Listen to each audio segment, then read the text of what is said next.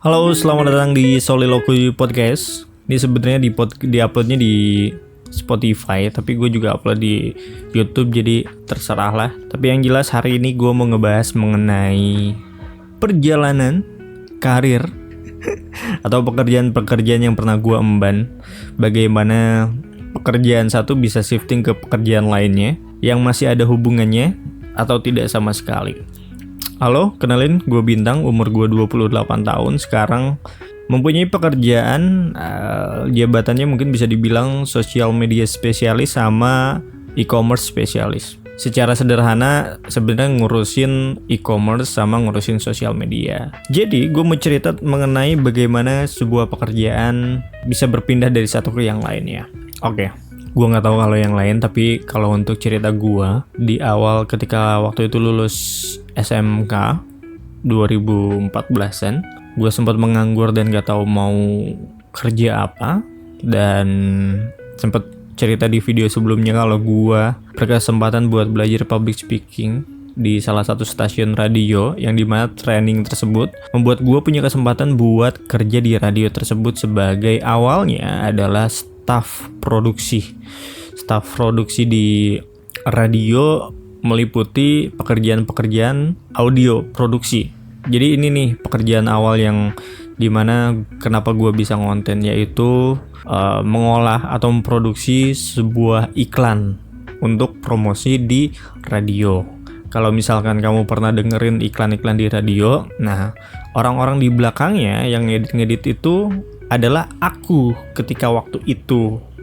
Jadi pertama kali dapat pekerjaan adalah menjadi staf produksi di salah satu stasiun radio. Yaitu tadi deskripsinya adalah memproduksi iklan-iklan atau kebutuhan promosi yang berhubungan dengan radio. Secara konten, outputnya adalah kebanyakan audio, meskipun beberapa kali gue berkesempatan buat ngerjain project ads video yang harus dipromosiin di sosial media, sama bahkan waktu itu inget tahun 2015 mungkin atau 2016. Jadi pertama kali menggunakan After Effects, terus belajar dikit buat promosi, bekerja sama CGV waktu itu. Gue kaget banget. Pertama kali bikin video promosi terus ditampilin di layar gedenya CGV di lobbynya CGV waktu itu, dan wah video sejelek ini yang gue produksi waktu itu salah satunya. Dan dari staf produksi waktu itu sempat lama berbulan-bulan sebelum masuk siaran, karena waktu itu siarannya masih jelek ya, masih remaja, suaranya masih cempreng, terus juga masih belum bisa siaran, banyak AE-nya. Nah, dapatlah program untuk di-handle sendirian waktu itu Februari 2016. Jadi sebelum-sebelumnya menjadi staf produksi, habis itu siarannya cuman seminggu sekali. Nah, berkesempatan lah buat dapetin program sendirian, nge-handle sendirian. Dan waktu itu programnya adalah program malam, siaran malam, jam 8 sampai jam 12 malam. Dan itu lumayan cukup lama, dari tahun 2016 awal sekitar Februari sampai 2022, which is 6 tahun siaran malam. Dan siaran 6 tahun malam terus sendirian, ngomongnya kayak gini. Ya perjalanannya banyak.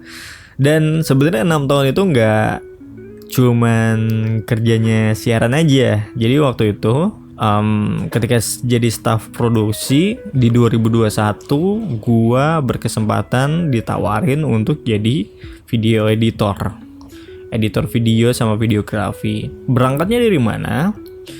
Jadi sepanjang perjalanan gua menjadi staf produksi, gua punya hobi edit video dari dulu. Ya, jadi dari sebelum masuk dunia radio pun gua seneng banget sama videografi. Akhirnya belajar lah sambil di staff produksi itu untuk belajar editing, ya pokoknya meliputi videografi lah. Meskipun waktu itu gue inget banget equipmentnya tuh gue nggak punya sama sekali, kamera nggak punya, komputer nggak punya buat ngedit, bahkan HP aja waktu itu Nokia 3600 telelolet kayak gitu. Ya belajar abis itu ada rekan diajak buat yaudah kita coba deh rekrut Bintang sebagai video editor, karena waktu itu gue sempat publish beberapa kali artwork, pekerjaan yang ada yang cuman iseng bikin video-video aja kan kayak gitu ya, iseng-iseng bikin video sendiri. Ada yang temen tahu kita bisa ngedit, habis itu diajak coba gue pengen dong dibikinin after movie. Dan gue inget banget kayaknya project pertama yang dibayar untuk jadi video sinematik kayak gitu dulu tahun 2016 mungkin atau 2017. Waktu itu ada nobarnya El Clasico di Cikampek. Temen gue bilang datang dong videoin anak komunitas gue. Nah itu tuh pertama kali dibayar 100.000 tuh, inget banget gue.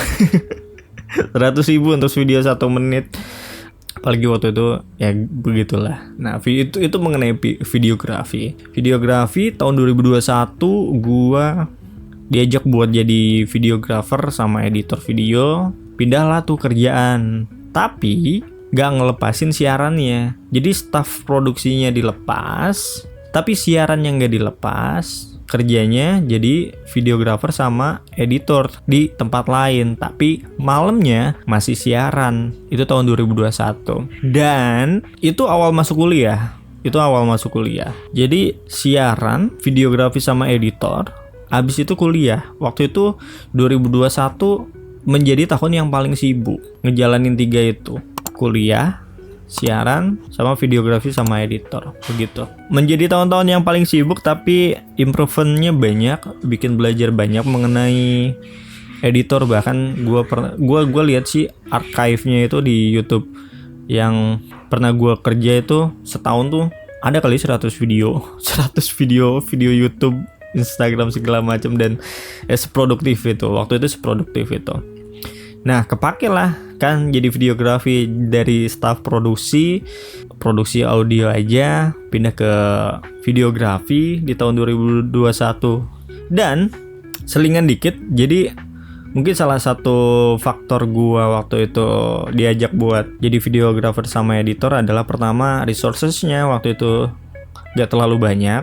Jadi ya saingannya nggak banyak lah di sana di tempat gua jadi videographer sama editor. Sama waktu itu tahun 2017 gue sempat ikutan festival video edukasi, judulnya festival video edukasi, tapi yang dibuat temanya ya film edukasi gitu. Dan gue sempat jadi juara 2 tuh film yang gue bikin bareng teman-teman yang lain. Itu lumayan cukup achievement yang lumayan cukup gede yang gue dapetin di tahun 2017. Ya 2017 dapet achievement itu, meskipun sertifikatnya agak sobek karena nggak sengaja gue sobek. Masih terpampang di kamar di rumah. Dan 2021 jadi videographer sama editor full time. Nah perusahaannya bangkrut. Tempat gue kerja waktu itu alasannya sederhana, marketnya belum ada waktu itu. Jadi kayak semacam bikin agensi kalau di Jakarta banyak ya, tapi di daerah gue waktu itu marketnya belum banyak. Jadi pasarnya sama klien-kliennya masih belum nge-lag mengenai konten, mengenai digitalisasi lah kayak gitu. Dan di situ apa aja yang gue pelajarin, apa aja yang improve lumayan cukup banyak di konten editor. Khususnya videografi, gue belajar mengenai live streaming juga. Live streaming apapun, live streaming kayak semisal jualan, terus juga live streaming kayak cuman kayak live streaming aja. Basically lu set up all about gimana nih caranya biar lu mau live streamingnya di mana, di Instagram, TikTok segala macam dengan proper gitu. Kurang lebih seperti itu. Itu ilmunya, dapat ilmu setup live streaming. 2022 kantornya bubar. Berapa bulan kemudian gua berkesempatan buat masuk ke salah satu pekerjaan buat ngehandle e-commerce. Jadi masuknya seperti ini. Jadi kan sebelumnya sempat ngehandle live streaming, punya kemampuan buat setup streaming gitu. Nah kemampuan ini dipakai buat ngejalanin satu brand buat live streaming jualan. Karena sebelumnya nggak jualan tuh live streaming cuman sama jualan tapi produknya beda. Nah ini produknya lebih ke lebih spesifik lagi kayak gitu. Nah masuknya di situ skill buat setup live streaming jualan, masuk juga lah belajar dikit-dikit mengenai e-commerce, ngehandle e-commerce, entah itu setup campaign, pokoknya all about e-commerce tuh diulik semuanya, ads, iklan segala macem. Jadi waktu itu sempat ngeliputi TikTok, apalagi e-commerce, soal Tokopedia, Shopee itu semua dihandle. Nah belajarnya dari situ 2022 ke 2023. Nah itu masih jalan tuh. Kuliahnya masih jalan, kerjanya masih jalan, dan siaran akhirnya berhenti di tahun 2022 tuh. September 2022 kayaknya terakhir tuh. September 2022, ya. Jadi banyak tuh yang masih berhubungan sama berkaitan kayak gitu. Ngehandle lah e-commerce. Terus nggak ada brandnya. Sekarang sih kayaknya masih ada, tapi waktu itu cabut dari tempat tersebut 2023 akhir kayaknya. Gue coba buat ya udah kita cari kolam yang lebih gede deh waktu itu, karena kan masih di daerah waktu itu. Di daerah pekerjaannya juga masih nggak terlalu banyak, apalagi mengenai digitalisasi sama e-commerce. Waktu itu masih belum gede lah, belum banyak. Nah udah deh kita cari kolam yang lebih gede, yang lebih luas gitu. Cobalah untuk ke Jakarta, ketemu wawancara beberapa kali mengenai kerjaan. Ada yang waktu itu kayaknya fokusnya adalah ada 3 kayaknya fokusnya, videografi, e-commerce spesialis, sama social media spesialis. Nah tiga bidang itu yang gue coba lamar. Jadi kalau misalnya ada sama 4 kayaknya live streaming produk. Jadi selama 1 tahun handle e-commerce juga gue waktu itu kesempatan buat live streaming produk. Yang jualan itu loh, yang ayo kakak dibeli kakak, yang gitu-gitu loh. Nah itu sempat kebagian ilmu itu juga. Makanya kayaknya secara garis besarnya adalah komunikasi, ilmu komunikasi itu, skill komunikasinya secara garis besarnya. Karena dari dulu, dari mulai siaran radio, komunikasinya dipakai terus tuh, nyampe pada akhirnya nyampe sekarang. Dan gue selalu ingat sih kata Radit juga bilang kalau tangga karir kan